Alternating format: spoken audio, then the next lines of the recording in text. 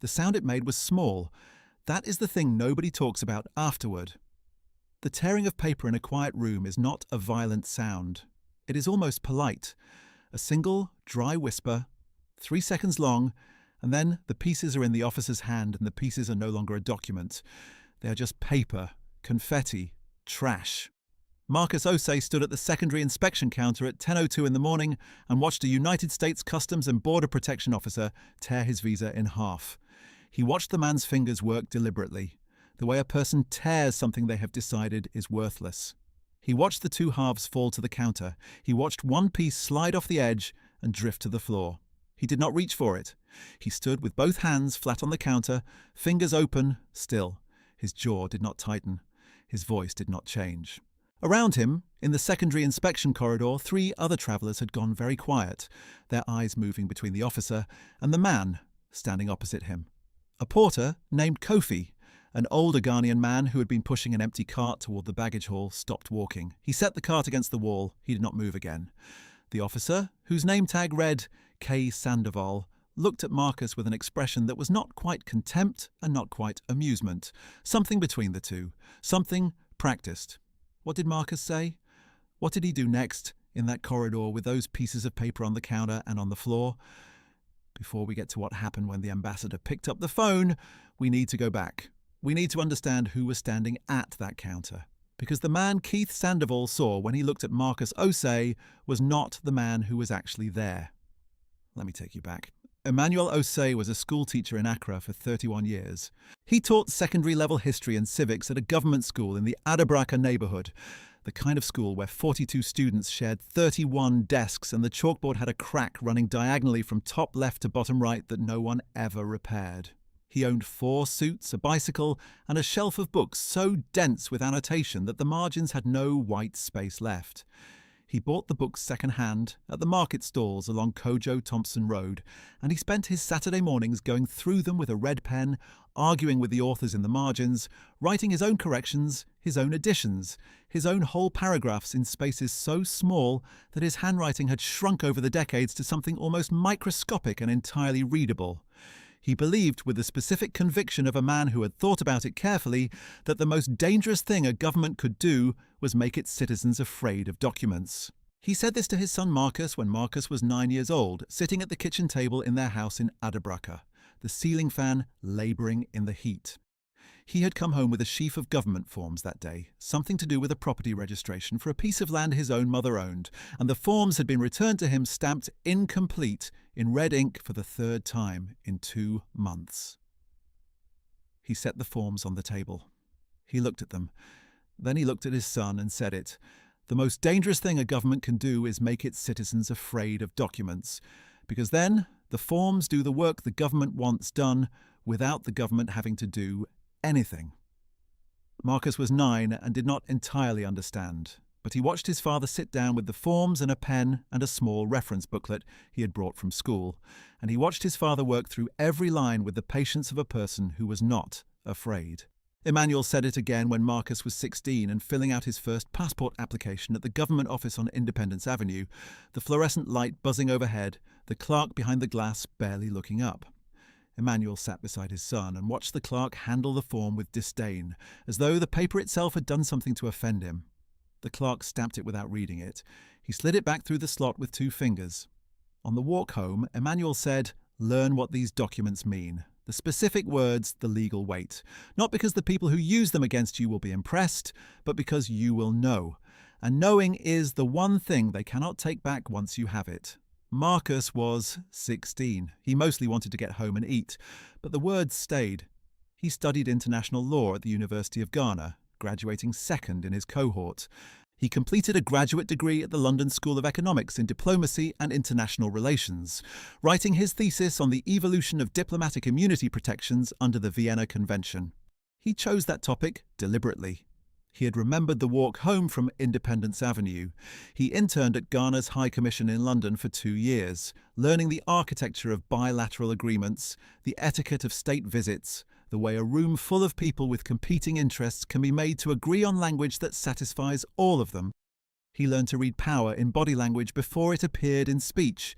He learned which silences were negotiating tools and which were just silences. He was 28 when he was first posted as a cultural affairs attaché, assigned to Washington, D.C. He had held that post, with one rotation to Brussels in between, for 11 years. He had never needed to tell anyone what he knew.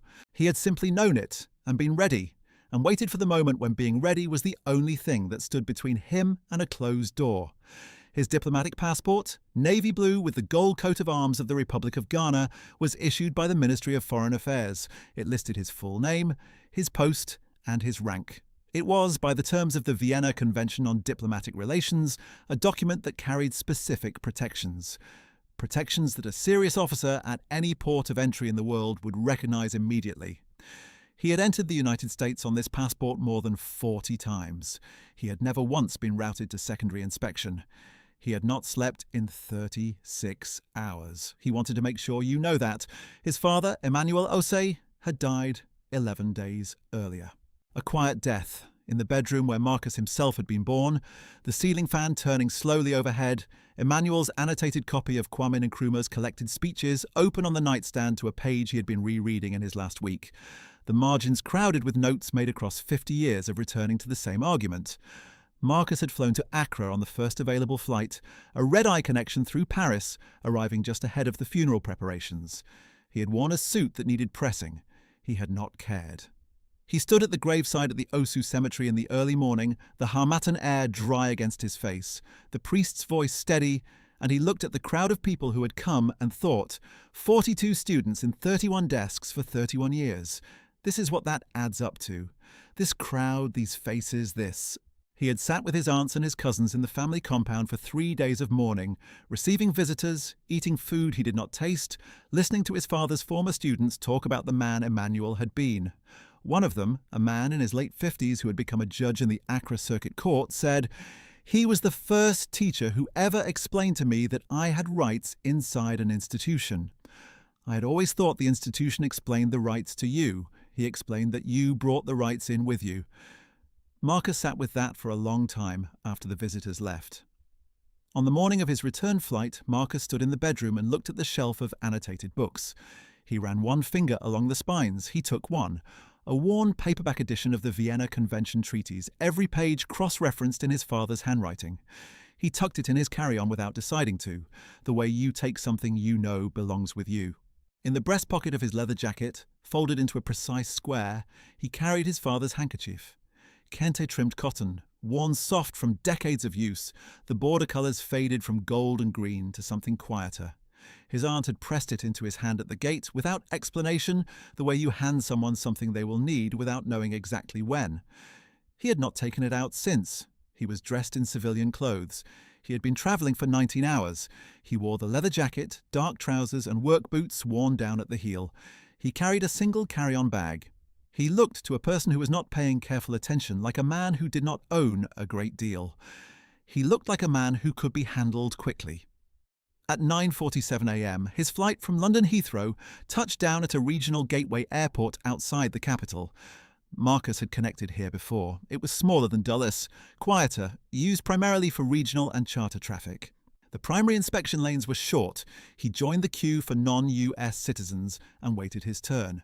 The Navy passport in his hand, the small green diplomatic status endorsement card tucked inside the front cover the way it always was.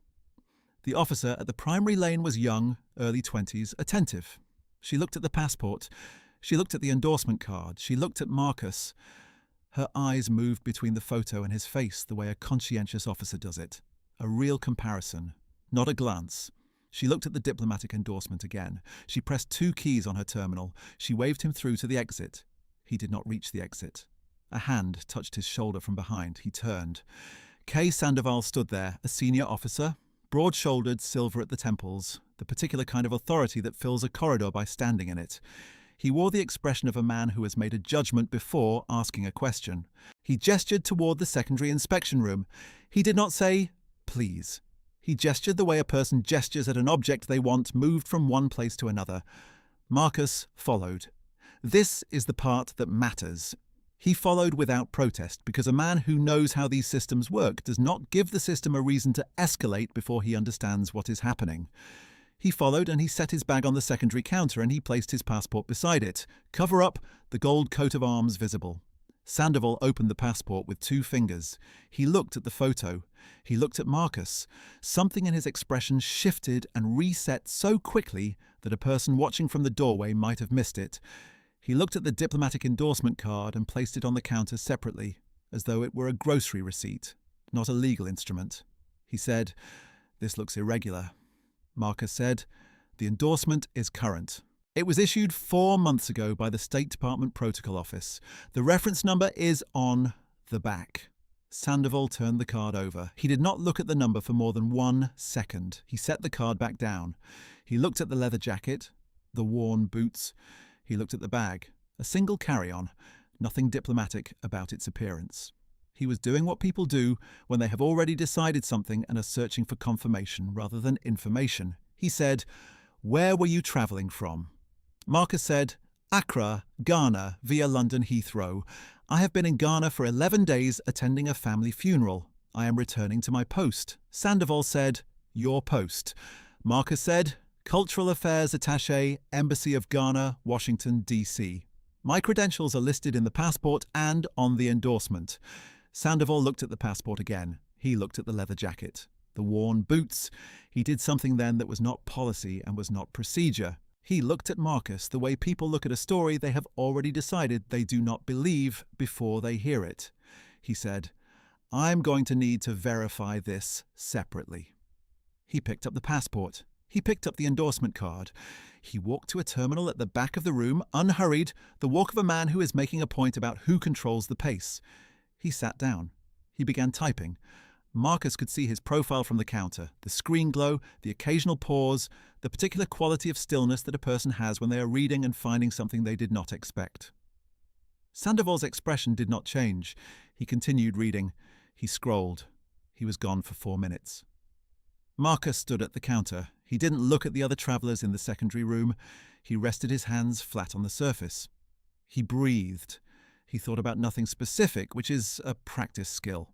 His father had taught him that also, not in words but in example, the way Emmanuel would sit at his desk before a difficult parent meeting and simply be still for 2 minutes, doing nothing, allowing the stillness to settle him the way a shaken glass of water settles, if you hold it and wait.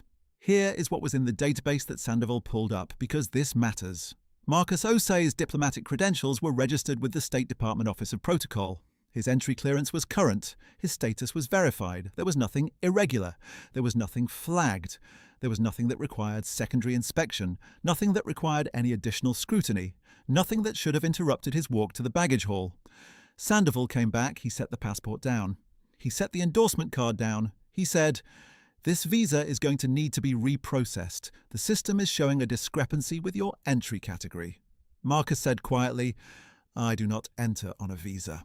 I enter on a diplomatic passport with a valid State Department endorsement. Those are not the same instrument." Sandoval said, "The system disagrees." Marcus said, "Then I would ask you to contact the State Department Protocol Desk directly. They have a duty line for exactly this situation. The number is on the back of the endorsement card you are holding." Sandoval did not look at the back of the endorsement card. He looked at Marcus.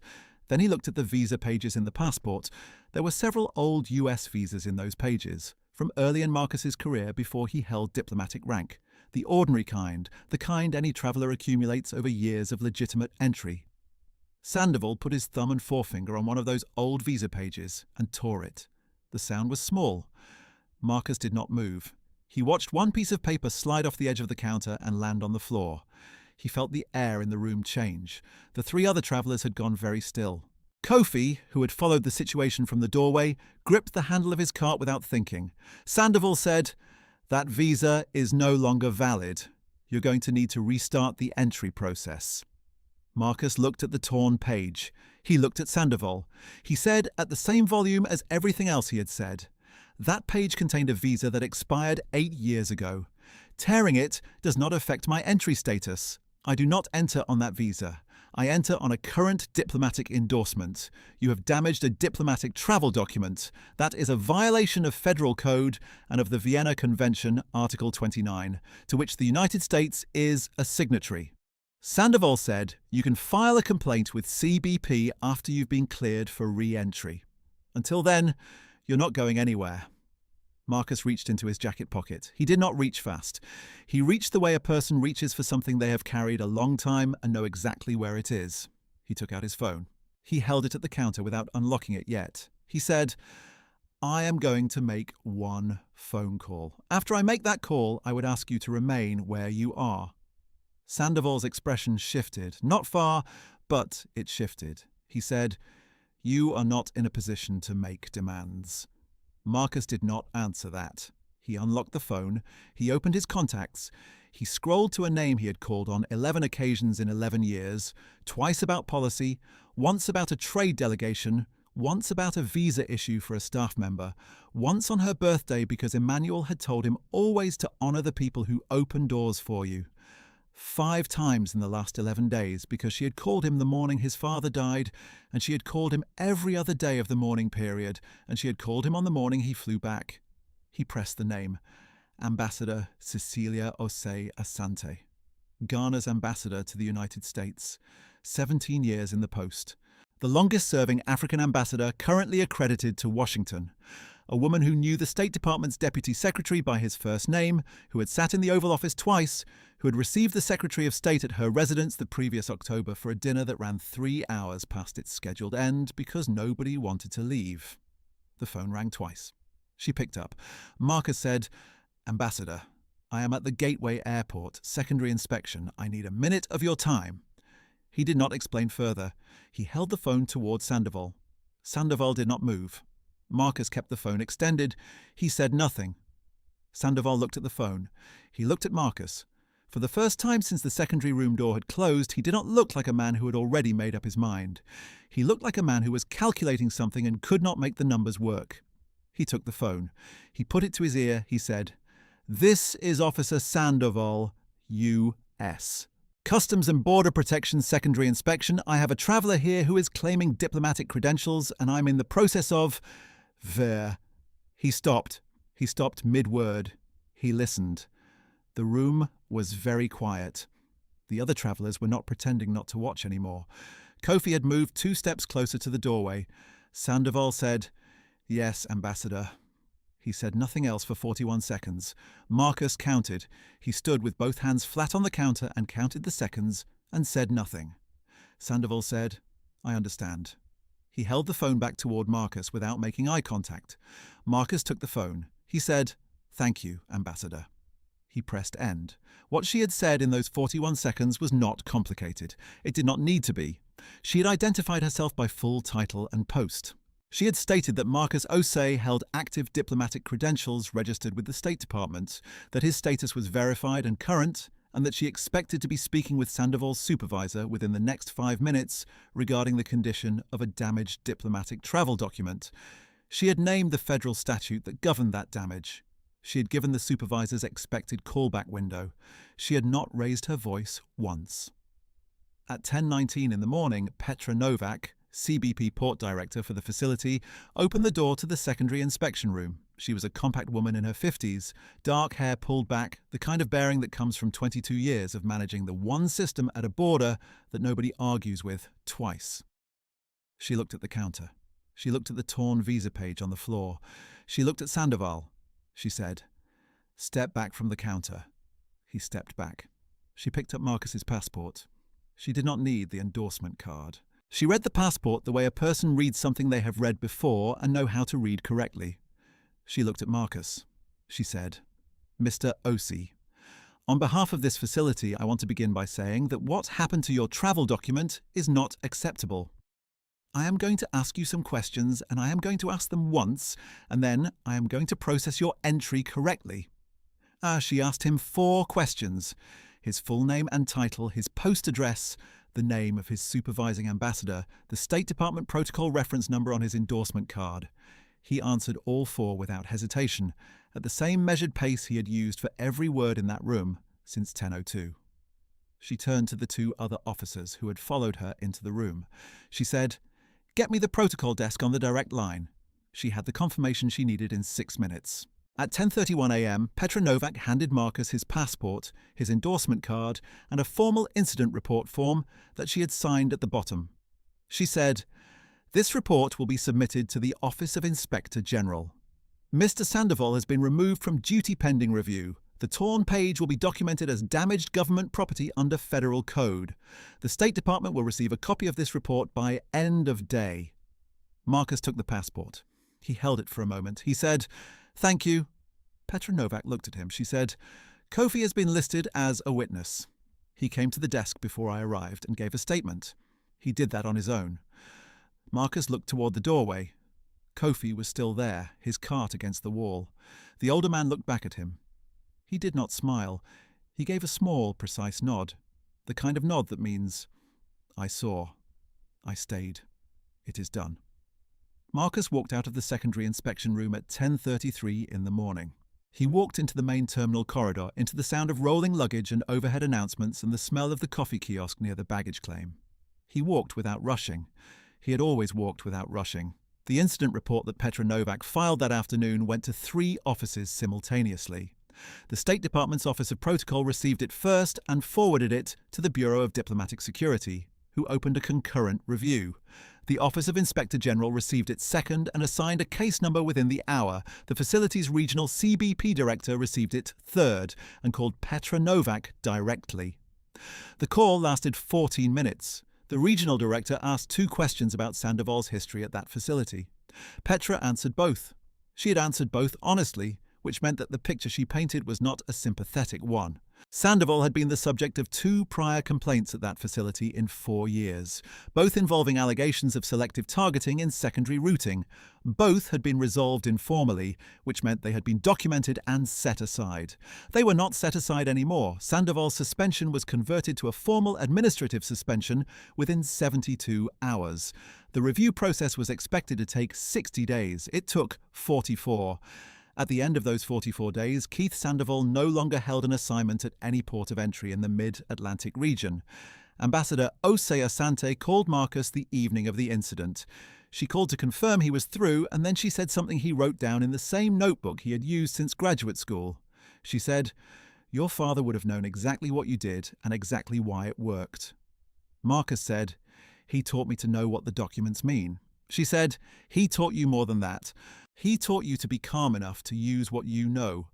The notebook was a battered brown thing, its spine cracked, its pages dense with margin notes. He had started it during his first year in London, when he was 23 and trying to understand how power moves in rooms that have no visible structure. He had filled 416 pages in 18 years.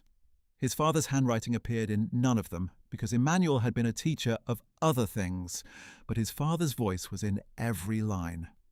3 weeks after the incident, the State Department's Office of Protocol sent a formal communication to Ghana's embassy acknowledging the breach of diplomatic protocol, expressing official regret, and confirming that corrective measures had been implemented at the facility in question. The communication was addressed to the ambassador. She forwarded a copy to Marcus with a single handwritten note in the margin. "Frame this or don't. Either way, you earned it." He did not frame it. He filed it. He was not a man who needed things on walls. What he did keep was the photocopy of the incident report, specifically the witness section. Kofi's full name was there in Petra Novak's handwriting, along with his employee identification number and his statement summary. Kofi had walked to the port director's desk before anyone asked him to. He had given his name, his years of service at that facility, and a precise accounting of everything he had observed from 10:02 to 10:19. He had asked for nothing in return. He had gone back to pushing his cart. Marcus found him the following week. He had gone back to the airport, not for travel, but deliberately, the way his father had gone back to the government office on Independence Avenue a 4th time with the property forms. Not because he was required to, but because finishing what you start is its own form of respect. He found Kofi near the baggage hall. Same cart, same route, the same quiet efficiency of a man who has done a job for 16 years and made peace with what the job is and what it is not. Marcus called his name. Kofi stopped. He set the brake on the cart. He looked at Marcus with the careful look of a man who has learned not to be surprised by much, but who keeps a precise internal record of what surprises him when it happens. Marcus said, "I wanted to say thank you. What you did mattered." Kofi said, "I saw a man being lied to. I know what that looks like. I am Ghanaian also. I have been at this airport for 16 years and I know what that looks like." Marcus said, "My father was a teacher in Accra for 31 years. Kofi said, "I know the type. They are the ones who make the rest of us possible." They stood in the baggage hall for a few minutes. The conveyor belt for an inbound flight had started turning nearby, its mechanical hum filling the lower register of their conversation. Marcus learned that Kofi had a daughter studying engineering in Maryland, 3rd year, on partial scholarship. Kofi learned that Marcus had once had a teacher exactly like his own father, because Marcus's father had been his own teacher. They shook hands. The handshake was firm and brief, and held a second longer than strictly necessary. They went their separate ways.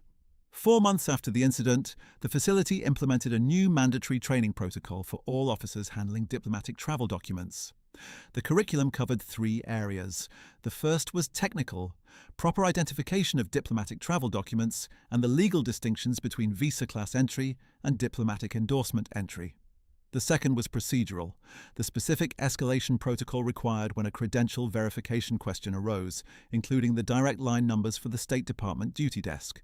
The third was what Petra Novak, in the curriculum document she wrote herself, called situational judgment, a phrase that was plain enough to appear on a form and precise enough to mean exactly what she intended.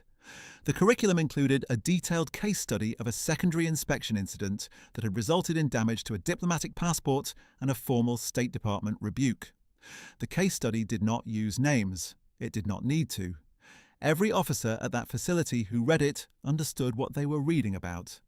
Marcus did not know about the training curriculum until a colleague at the embassy mentioned it, offhandedly, over a lunch meeting about an unrelated trade delegation. His colleague had heard about it from a contact in the State Department's protocol office.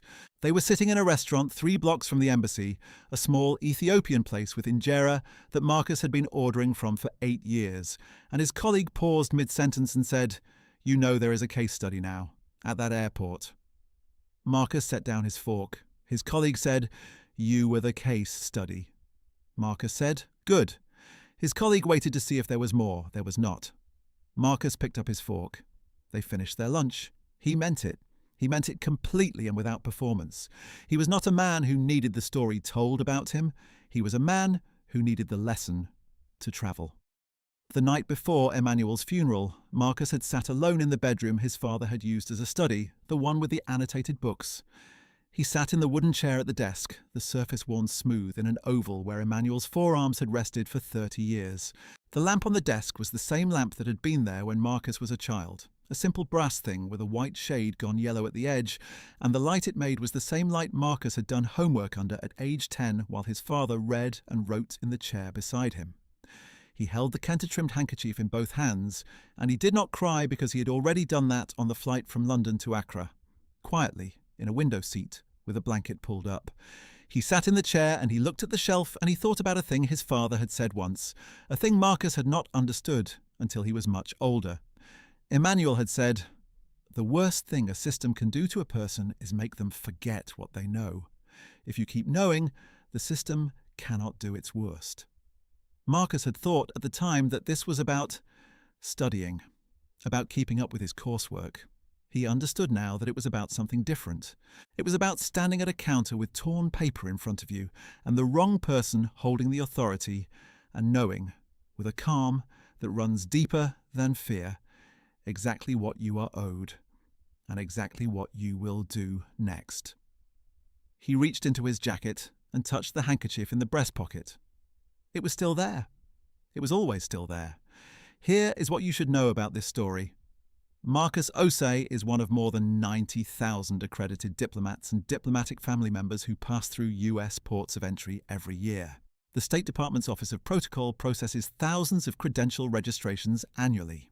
In the years between 2015 and 2023, the Inspector General's office received a steady and documented stream of complaints from diplomatic personnel of African and Caribbean origin, reporting irregular secondary inspection routing at US airports. Most of those complaints were resolved informally. Most did not reach the level of a formal State Department rebuke. Most of the people who filed them did not have the ambassador's direct number. That gap between the complaint that gets filed and the one that moves is not about merit.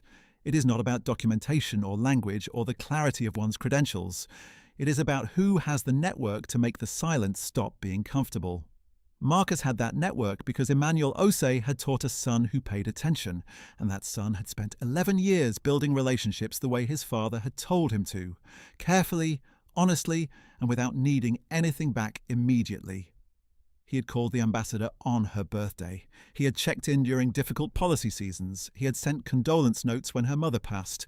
He had done none of this strategically. He had done all of it because his father had told him at a kitchen table in Adabraka that the institutions and the titles and the offices are temporary, but the people inside them are permanent, and you honour the person, not the position.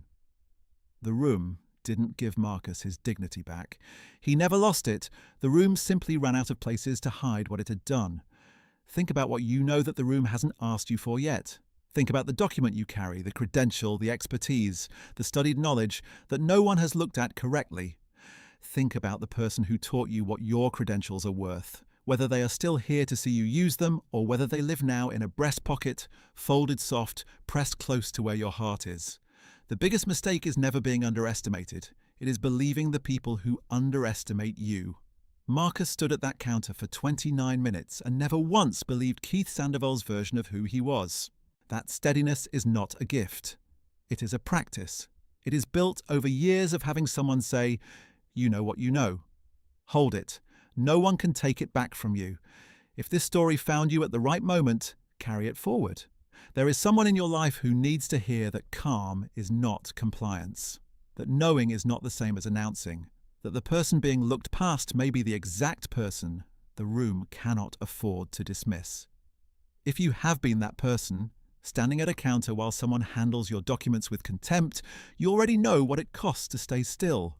You know the particular kind of control it requires to stand in that space and not give them what they want from you, which is reaction, which is disorder, which is something they can use to justify what they have already decided. You know what it costs. And you also know somewhere underneath the cost that you were right, that your stillness was the correct answer. That what you carried into that room was real, regardless of whether the man behind the counter could see it. Marcus landed in Washington and took the train from the airport into the city. The familiar sequence of stations, the familiar light through the train windows as the underground gave way to open air. He had his carry-on on the seat beside him. He had his passport in his inside jacket pocket, the torn page sealed inside a clear document sleeve, preserved exactly as it was. Not repaired, not replaced yet, preserved because a thing that has been damaged honestly should be witnessed honestly before it is corrected. He reached into his breast pocket and took out the handkerchief. He unfolded it and looked at it for a moment. The Kenta border worn to a softness that had no name in English. The cotton gone almost translucent at the fold lines from 30 years of use. His father had carried it every day for 3 decades. Through the government office on Independence Avenue, through 42 students in 31 desks, through 4 suits and a cracked chalkboard and a shelf of books so full of his own voice that the original authors were almost secondary. Marcus refolded it along the same creases. He put it back. The train moved. The city came up around it. He was home.